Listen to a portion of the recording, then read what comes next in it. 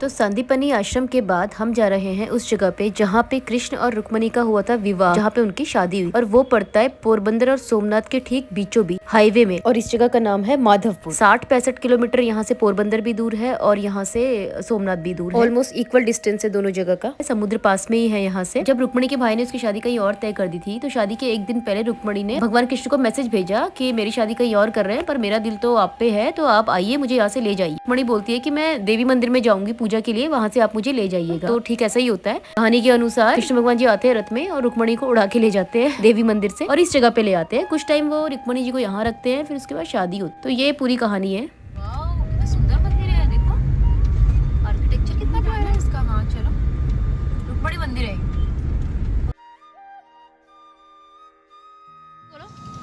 छतरी धूप हो रही है। वैसे तो ये साइलेंट विलेज है, पर यहाँ पे काफी बड़ा मेला लगता है नवमी के टाइम पे। तो कृष्ण भगवान और रुक्मणी माता का विवाह माधवपुर में यहाँ पे संपन्न हुआ। तो ये है रुक्मणी मंदिर पोरबंदर में। और यहाँ की कहानी ये है कि भगवान कृष्ण जब रुक्मणी जी को भगा के लाए थे ना, तो यहीं लाए थे और यहीं पे उन्होंने उनको छुपा के रखा था, या यहाँ पे रखा था जब भगा के लाए थे। और ऐसा कहते हैं कि फिर यहीं पे उन्होंने शादी की। यहीं पे बगल में मंडप है, अभी हम आपको दिखाएंगे, वहाँ पे शादी की। तो ये मंदिर ना, ये मंदिर भी पहले गवर्नमेंट के उसमें नहीं आता था, अभी ये गवर्नमेंट ट्रस्ट के अंदर आता है और काफ़ी अच्छा बन गया है। पहले छोटा था शायद। नाइस।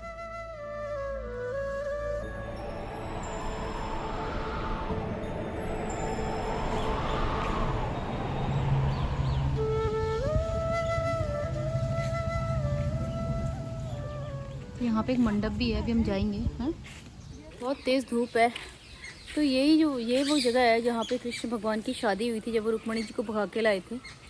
एग्जैक्टली मंडप पता नहीं कहाँ है, यहाँ पे कोई बताने के लिए भी नहीं है, पर बगल वाले उसमें वो पंडित जी कह रहे थे कि यहाँ पे मंडप है जिस जगह मैं खड़ी हूँ। अब शायद हो सकता है वो तो नहीं, उनमें अंदर एक कुछ अंदर दिख रहा है, हो सकता है वो मंडप हो।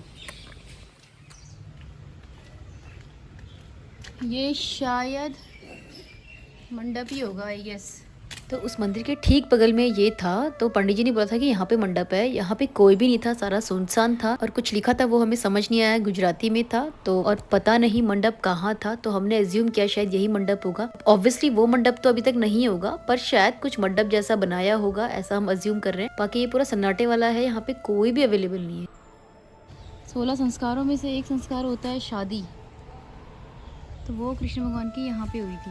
अगेन, जो भी बनता है बिल्डिंग, टावर या मंदिर, उसका महत्व से ज्यादा उस भूमि का महत्व होता है। जैसा पंडित जी ने बताया था कि भूमि वही होती है। निर्माण तो होते हैं, टूटते हैं, मंदिर बनते हैं, पर वो भूमि का महत्व होता है, वो भूमि वही होती है। और ये बात मुझे उनकी बहुत अच्छी लगी थी। तो दर्शन करने के बाद, थोड़ा रेस्ट करने के बाद हम वहाँ से निकल गए सोमनाथ की ओर, जो वहाँ से बहुत ज्यादा दूर नहीं था। तो हम आ गए हैं सोमनाथ, पहुँच गए हैं, दिन में पहुँचे हैं हम और काफ़ी टाइम लग गया आने में, क्योंकि बीच में घूमते घामते आए, बहुत थक गए। 6 से 7 घंटे लग गए पहुँचने में। और मम्मी का आधार कार्ड ही खो गया मम्मी ने खो दिया, पता नहीं कहीं रख दिया। तो अभी पता नहीं अब एयरपोर्ट में वो लोग मानेंगे नहीं मानेंगे सॉफ्ट कॉपी दिखाने से। चलो खाना खा के आते हैं पहले। वैसे तो अगर आपकी एम आधार एप्लीकेशन इंस्टॉल्ड है तो उससे काम चल जाता है, पर हर एयरपोर्ट के अपने अलग रूल्स होते हैं थोड़े बहुत। तो लेट्स सी। तो हम आ गए हैं सोमनाथ नगरी और ये है कबूतरों का घर। अभी हम जा रहे हैं, ये मंदिर की ही लेन है, हमने मंदिर के पास ही लिया है। होटल ठीक ठाक है, ओके टाइप से, बहुत ज़्यादा अच्छा भी नहीं है, बहुत ज़्यादा बुरा भी नहीं है। थक गए यार, इतना तो राजकोट से आने में नहीं थके जितना आज थक गए द्वारकाधीश से सोमनाथ आने में। पोरबंदर होते हुए आए ना, बहुत बड़ा है यार। ये एंट्री है और ये अपन लोगों को मोबाइल शोबाइल जमा कराने हैं, अब कहाँ कराने हैं पता नहीं, देखना पड़ेगा कि इनको सबमिट कहाँ कराना है। ओ भाई, वहाँ है मंदिर। यहाँ पे मैंने सुना है सीनियर सिटीजन्स के लिए वो भी है, प्रॉपर इलेक्ट्रिक रिक्शा है, सब कुछ है, पर दिख कुछ नहीं ना मुझे फिलहाल। अभी दिन है ना, धूप हो रही है। अभी हम एक बार जाके दर्शन कर आए हैं और इतना बड़ा प्रांगण है ना, इतना बड़ा प्रांगण है मंदिर का। जहाँ आप जाते हो उसके बाद आप अपना फ़ोन सबमिट कराते हो, फिर फ़ोन जमा कराते हो, उसके बाद बहुत आगे आगे आगे आगे चल के फिर आप जूते चप्पल सबमिट कराते हो। फिर जूते चप्पल देने के बाद फिर आगे आगे आगे आगे बहुत दूर है, फिर अंदर जाके कहीं बहुत अंदर जाके मंदिर है, और बहुत बड़ा मंदिर है, मतलब इतना बड़ा शिवलिंग है। तो वो नया बना हुआ है बेसिकली।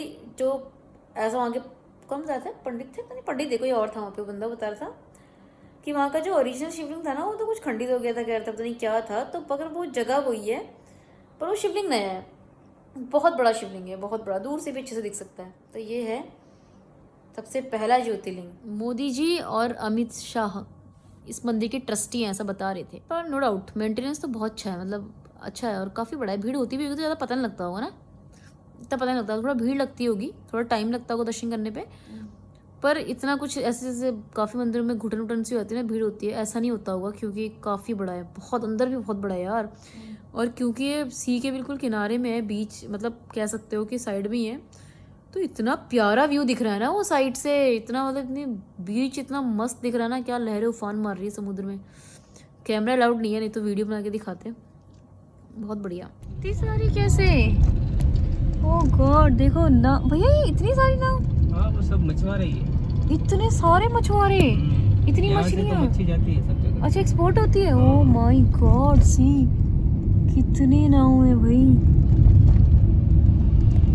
और सब में झंडे, झंडे क्यों लगा रखे हैं ऐसे ही। ये है वीरावल का, इसको बोलते हैं बंदर, बंदर माने पोर्ट, मछुआरों का हब ना, जहाँ से मछुआरे अपनी वो जर्नी स्टार्ट करते हैं मछली पकड़ने की, उसको यहाँ बंदर बोलते हैं। हमारे यहाँ बंदर मंकी को बोलते हैं, और यहाँ बंदर को क्या बोलते हैं फिर, बांद्रा। बांद्रा।